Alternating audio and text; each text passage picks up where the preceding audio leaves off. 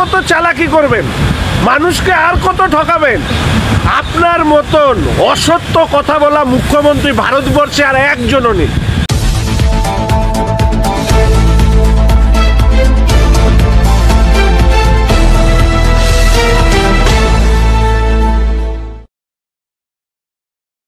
বেশ কয়েকজন নেতার বক্তব্য বঙ্গভঙ্গ নিয়ে বিভিন্ন প্রচারও চলছে, বিভিন্ন বক্তব্য উঠে যাচ্ছে, অনেকে বলছে মানুষ বিভ্রান্ত।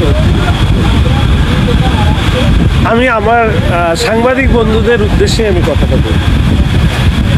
প্রথমত, আপনারা বঙ্গভঙ্গ বিষয় নিয়ে যতখানি উদ্গ্রীব ভারতীয় জনতা পার্টির কে কি বলছে, আমি কিন্তু অনেক বেশি উদ্গ্রীব ছিলাম যে আপনাদের মধ্যে কারো অন্তত সবার কাছ থেকে আশা না করলেও কারো কাছ থেকে এটা আশা করি যে মাননীয় মুখ্যমন্ত্রীকে এখন পর্যন্ত আপনারা এই জিজ্ঞেস করবার সাহস পেলেন না যে ওনার মন্ত্রী, এই যে আপনাদের মতন আমাদের মতন যারা জন্মসূত্রে কেউ হিন্দু, কেউ খ্রিস্টান, কেউ জৈন, কেউ বৌদ্ধ, কেউ অন্য ধর্মের, আমরা নাকি দুর্ভাগা, তো মন্ত্রীর বিরুদ্ধে ব্যবস্থা নিয়েছে? আপনারা এই প্রশ্নটা করার সাহস পাচ্ছেন না, কারণ তাতে আপনাদের, আমি জানি না সত্য মিথ্যা চাকরি চলে যাবে কিনা।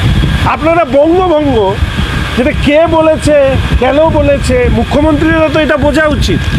ওনার পার্টি তো উনি পোস্ট, বাদ বাকি ল্যাম্প পোস্ট, এখন আরেকটা ছোট পোস্ট হয়েছে শুনলাম।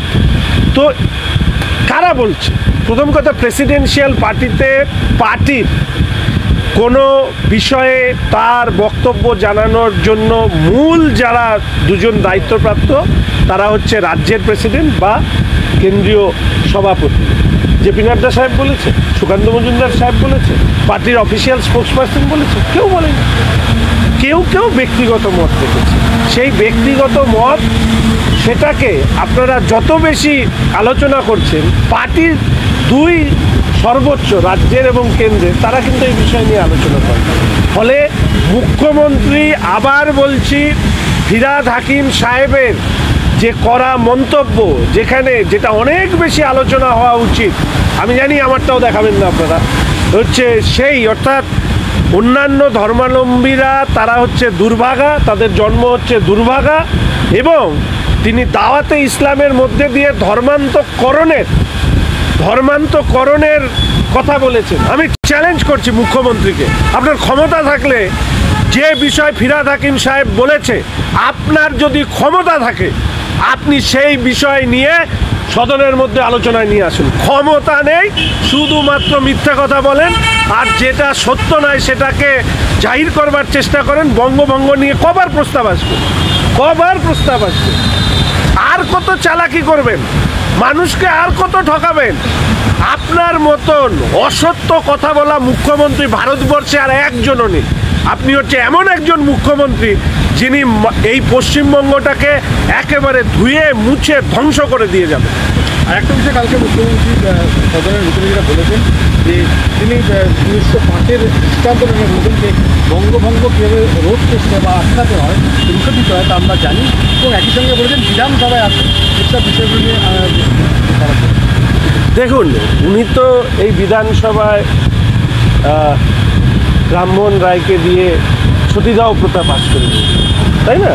বলে ওনার কথাতে উত্তর দিতে হবে 1905 সালের বিষয় নিয়ে। উনি গান্ধীজির অনশন ভাঙিয়ে দিয়েছিলেন রবীন্দ্রনাথকে দিয়ে, নানা কীর্তির অধিকারী উনি। ফলে উনি, ওনার ভুলভাল ইতিহাস বলার অভ্যেস আছে। বঙ্গ ভাগ হয়েছিল কিসের জন্য? এবং সেই ভাগ হয়েছিল এখানে হিন্দু হোমল্যান্ড তৈরি করবার জন্য। তার কারণ, সেই সময় দেশভাগের সময় যদি এই বাংলা আলাদা না হয়ে ভারতবর্ষের সঙ্গে যুক্ত না হতো, তাহলে বাংলাদেশে আজকে হিন্দুদের যে পরিস্থিতি, সেই পরিস্থিতি এখানে আমাদেরকে ভোগ করতে হতো বা আমাদের ভোগ করতে হতো। আপনারা এত কথা বলেন, রানী রাসমণি থেকে শুরু করে জ্যোতি বোস, রতনলাল ব্রাহ্মণ থেকে শুরু করে মেঘনাথ ঝা থেকে শুরু করে সবাই তো 1947 সালের 20শে জুন যে প্রস্তাব, সেই প্রস্তাবে স্বাক্ষর করেছিলেন। শ্যামাপ্রসাদ মুখার্জি ছিলেন বলেই এই বাংলা তৈরি হয়েছে। আমরা নিঃশ্বাস নিতে পারছি, এই রাজ্যের বর্তমান মুখ্যমন্ত্রীও নিঃশ্বাস নিতে পারছেন, কিন্তু ওনার সমস্যা তো অন্য। উনি বঙ্গভঙ্গ নিয়ে উনি অনেক কথা বলছেন, কিন্তু লোকে তো বলছে যে খেলা হবে স্লোগান ধার করে এই পশ্চিমবঙ্গটাকে আসলে উনি পশ্চিম বাংলাদেশ করতে চান। না হলে এই শেখ শাহজাহান, আব্দুল বারিক, জাসমুদ্দিন এদের সাথে কেন জামাতের কথা আসে যোগাযোগের, কেন রোহিঙ্গাদের কথা আসে?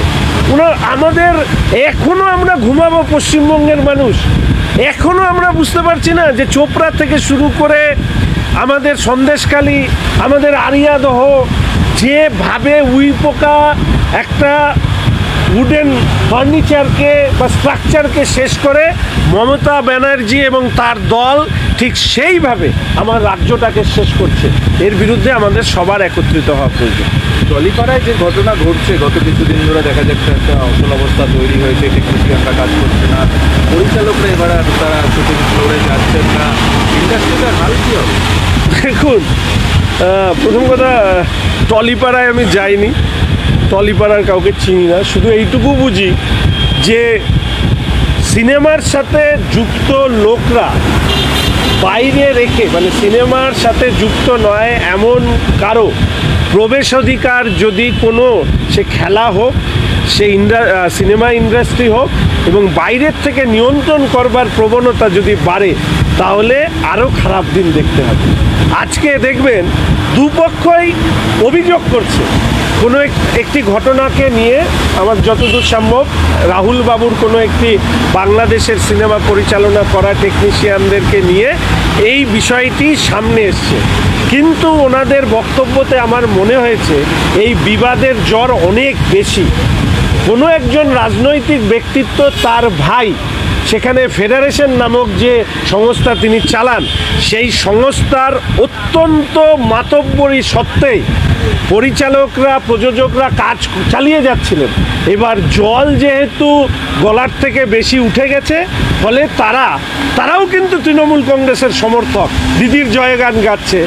মুখে হয়তো তারা বলতে পারছেন না, কিন্তু বলা যন্ত্রণাটা হচ্ছে এটা যে এই রাজনৈতিক নেতার দাদাগিরি বা দাপাদাপি তারা মানতে পারছেন না।